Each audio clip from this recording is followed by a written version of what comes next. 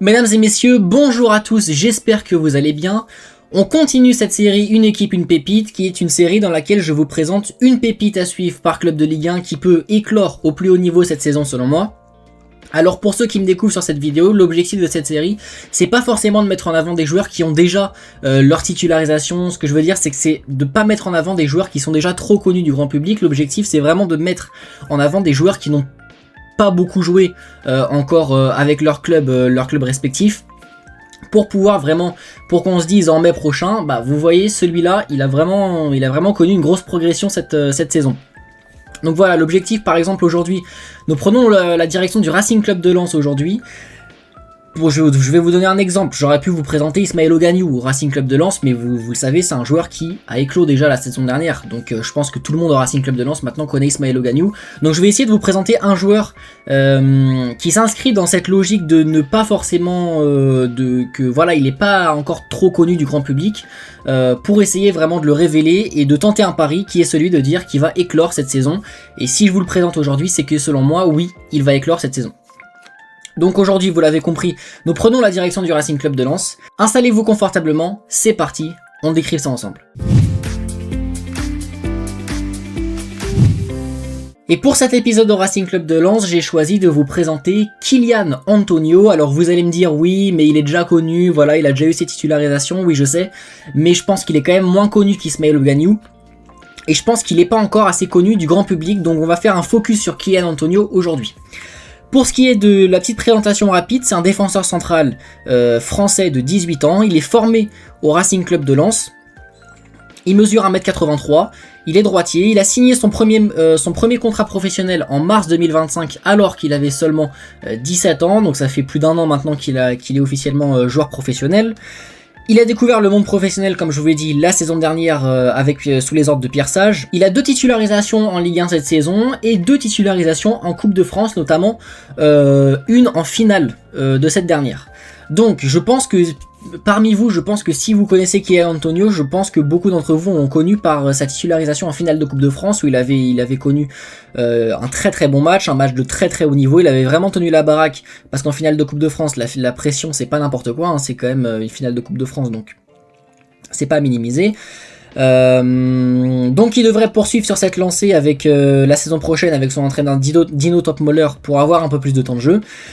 Il a déjà connu quelques sélections en équipe de France U17 avec un parcours notamment jusqu'en finale de l'Euro. Donc voilà pour ce qui est de Kylian Antonio. Donc vous pouvez voir déjà 2 titularisations en Ligue 1, c'est pas énorme.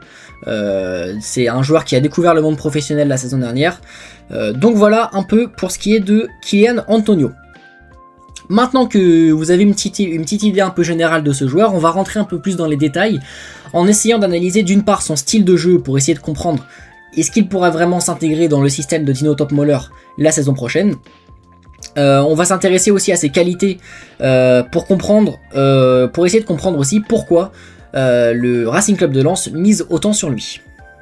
Et on va rentrer directement dans le vif du sujet, en commençant par évoquer son style de jeu. La première chose qui ressort quand on évoque Kylian Antonio, c'est que c'est un défenseur qui est capable de défendre en avançant, c'est-à-dire de défendre en sortant de sa ligne défensive. On l'avait vu la saison passée dans le système de 3-4-3 de Pierre Sage, où il était capable d'intervenir et de défendre loin de son but. Donc voilà, c'est un défenseur qui n'a pas peur de monter haut et donc de vraiment sortir de sa ligne défensive et de rugir le plus vite possible sur l'attaquant. C'est un défenseur relanceur, c'est-à-dire qu'il participe à la première relance, grâce à sa qualité de passe notamment, il peut casser les lignes, on l'avait vu notamment lors de la dernière journée de Ligue 1, où il était titulaire, il honorait sa 2e titularisation de la saison en Ligue 1, où il avait délivré une très très belle passe décisive à Wesley Saïd, je me souviens, il avait marqué, Wesley Saïd avait marqué juste derrière, donc il avait fait une passe décisive dans ce match. Donc voilà, c'est un défenseur relanceur. On le sait, dans le système de Pierre Sage, c'est une équipe qui aime bien relancer vite et repartir de sa défense.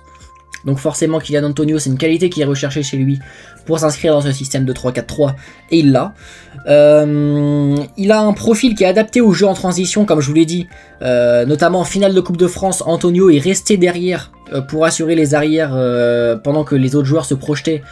et donc il permet d'assurer un certain équilibre dans cette équipe lensoise. Donc voilà pour ce qui est un peu du style de jeu de Kylian Antonio. Donc si on doit résumer un peu ça par quelques mots, c'est un défenseur axial moderne, c'est-à-dire qu'il est capable de défendre en avançant, de participer à la première relance.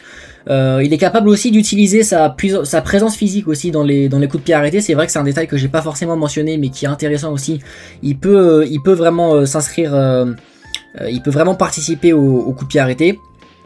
C'est un profil qui correspond parfaitement à celui des défenses à 3, où il peut à la fois défendre, monter sur l'attaquant, mais aussi participer aux premières relances. Donc voilà pour ce qui est un peu du style de jeu de Kylian Antonio. On va pouvoir passer désormais à ses qualités. Quelles qualités il possède ce jeune défenseur de 18 ans? Déjà, la première qualité qui crève l'écran quand on le regarde jouer, c'est que c'est un défenseur qui gagne quasiment la totalité de ses duels défensifs.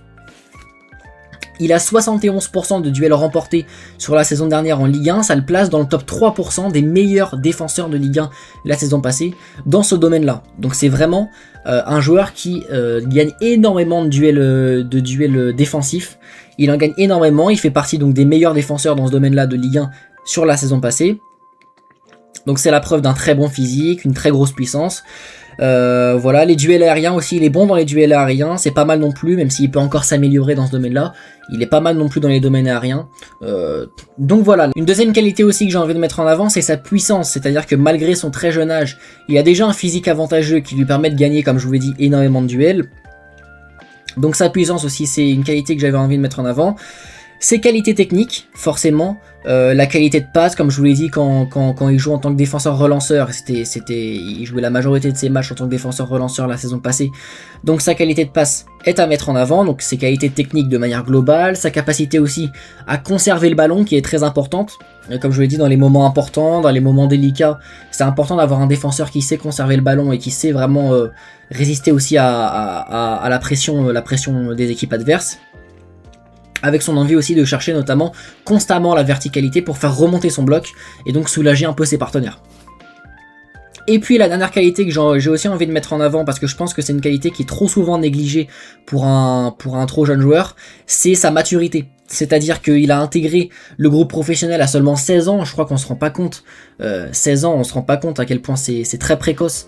Donc il a intégré le groupe professionnel à seulement 16 ans, c'est la preuve d'une très grosse maturité. On le sait, tous les joueurs qui intègrent le groupe pro aussi jeune, c'est grâce forcément à une excellente maturité, que ce soit sur le terrain, que ce soit en dehors des terrains. On peut s'attendre à ce que ce soit un joueur qui ait une bonne hygiène de vie. Ça peut lui servir aussi sur le terrain, comme je vous l'ai dit, c'est un joueur qui sait s'adapter aux pressions adverses. Donc voilà, sa maturité peut lui permettre vraiment de résister à la pression adverse et de résister à la pression des matchs en globalité. Notamment, il a été notamment titulaire en finale de Coupe de France, comme je vous l'ai dit. Donc voilà, ça veut dire que Pierre Sage, c'est un entraîneur, je pense qu'il sait ce qu'il fait. Donc en le titularisant en finale de Coupe de France à seulement 18 ans, c'est pas anodin, c'est quand même quelque chose qu'il faut mettre en avant. Donc c'est pour ça que j'avais aussi envie de mettre en avant sa maturité, qui est déjà exceptionnelle pour son âge. Donc en résumé, il gagne énormément de duels défensifs, comme je l'ai dit, il est dans le top 3% des meilleurs défenseurs de Ligue 1 dans ce domaine-là la saison passée. Donc c'est sa qualité première, hein, c'est ce qui crève l'écran quand on le regarde jouer. Donc voilà, sa puissance qui est déjà impressionnante pour son âge, grâce notamment à un physique assez avantageux. Et puis ses qualités techniques et sa maturité qui est déjà impressionnante pour son âge. Maintenant que je vous ai présenté un peu le joueur en profondeur en analysant son style de jeu et en analysant ses qualités, je vais vous expliquer pourquoi selon moi c'est peut-être la saison parfaite la saison prochaine pour qu'il explose en Ligue 1 et pour qu'il se révèle une bonne fois pour toutes aux yeux du grand public. Et on va commencer par dire que actuellement dans l'effectif lensois, il y a quand même pas mal de joueurs dans la défense centrale qui sont blessés. On pense notamment à Jonathan Gradit qui lui est un blessé de longue date, qui s'est malheureusement cassé la jambe en début de saison dernière, je crois que c'était en novembre. Donc il devrait revenir là sur le début de saison, il est encore en phase de rééducation, donc il devrait revenir là d'ici 2-3 semaines. Samson Baïdo qui s'est blessé lors de la préparation, je crois que c'était pendant un match de préparation. Donc il s'est blessé, je sais pas exactement quelle blessure il a, mais il devrait être de retour vers la fin octobre. Donc ça fait un joueur en moins dans ce secteur là. Nidal Celik qui devrait revenir lui en septembre. Donc ça veut dire qu'en défense centrale, si on enlève donc tous ces joueurs blessés, il reste Souleymane Sagnan, Ismaël Ogagnou et Mike Narouki. Donc sans citer bien évidemment Kylian Antonio. Donc ça fait 4 défenseurs centraux dans cette équipe lensoise qui reste. Donc Lens utilise encore, on a vu Dino Topmoller utiliser encore un système à 3 défenseurs lors de la préparation, qui pourrait profiter à Kylian Antonio. Donc il pourra en profiter de ce système là, et notamment aussi des blessures qui touchent pas mal de joueurs. Donc comme je vous l'ai dit, Jonathan Grady, Samson Baido et Nidal Celik, il pourrait profiter de ces blessures pour engranger dès le début de saison pas mal de temps de jeu. Il pourrait surfer aussi sur une bonne dynamique qu'il a acquérie la saison passée. Comme je vous l'ai dit, il a été titulaire en fin de saison dernière, notamment en finale de Coupe de France. Il a été titulaire en préparation, notamment face à Sunderland. J'ai regardé le match, j'ai trouvé qu'il a fait un bon match, il a tenu la baraque. Bon, le RC Lens s'est quand même incliné à l'arrivée, mais j'ai trouvé qu'il a fait un bon match. Donc il pourrait commencer la saison en tant que titulaire, comme je vous l'ai dit, dû aux blessures comme évoqué précédemment. Il pourrait aussi bénéficier de la confiance de son entraîneur qui, je vous l'ai dit, renouvelle la confiance un peu déjà accordée par Pierre Sage. Donc Dino Topmoller, déjà il fait confiance à Kylian Antonio, qu'il a titularisé sur les premiers matchs de préparation. Et aussi un autre élément que j'avais envie de mettre en avant qui est assez intéressant, c'est que, donc comme je vous l'ai dit, le système A3 a été renouvelé lors de cette préparation. On sait Pierre Sage l'avait utilisé toute la saison passée au Racing Club de Lens, il avait utilisé ce système à 3 défenseurs centraux.